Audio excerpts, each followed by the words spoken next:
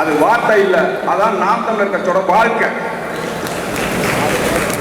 நம்ம செய்ய வேண்டியதெல்லாம் ஒன்னே ஒண்ணுதான். அண்ணன் செந்தமிழன் சீமான் உழைக்கிற உழைப்புல ஒரு கால்வாசி உழைச்சா போதும். அப்ப கடைசி ஒரு 25 நாள் தொகுதியில் இல்லை, நான் தலைமை அலுவலர் தான் இருந்தேன். நீங்க உலக வரலாற்றிலேயே பார்க்க முடியாது, ஒரு கட்சியின் மாநில ஒருங்கிணைப்பாளர், ஒரு தலைவர் அப்படி ஒரு வகுப்பறையில வச்சிருக்கிறது மாதிரி எல்லாரையும் கூப்பிட்டு வச்சு பாடம் நடத்திட்டு இருக்காரு. நம்ம ஆட்சி வரைவு திட்டம் எப்படி இருக்கணும், எப்படி எழுதணும், எப்படி செயல்படுத்தணும், அதை மக்கள்கிட்ட கொண்டு போய் எப்படி சேர்க்கணும் அப்படிங்கிறத எந்த அரசியல் தலைவனுக்கும் அந்த எண்ணமும் இல்லை, செயலும் இல்லை. அதான் யதார்த்தமான தமிழ்நாட்டோட சூழல். ஆனா அண்ணனுக்கு 1000 லட்சம் கனவு இருக்கு. நான் என்னோட இதுல அந்த குழுக்கள் எல்லாம் இருக்கிறேன். திடீர்னு அதிகாலை 2 மணிக்கு அண்ணா அதுல ஒரு செய்தி போடுவாரு. நேற்று 3:24 செய்தி போடுறாரு. அண்ணன் பல நாள் தூங்காம செய்தி போடுவாரு. சில ட்ரிப் என்னைய கூப்பிட்டு குரல் பதிவு வைப்பாரு. நான் உடனே பதில் வைப்பேன்.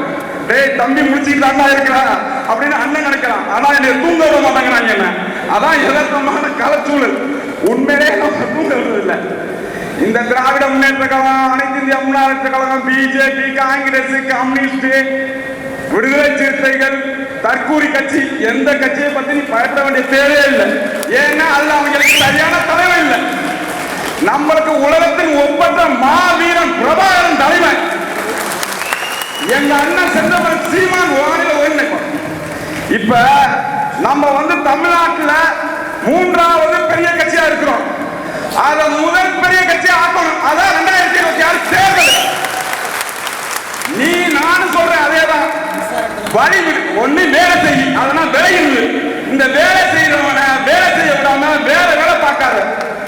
நீ கட்சி கட்ட வேலை பண்றானா உள்கட்சியில கட்சி கட்ட வேலை பார்க்கறான். கட்சிக்குள்ள கட்சி கட்டனா நம்ம காமராஜர் கட்சியில பிரச்சனை.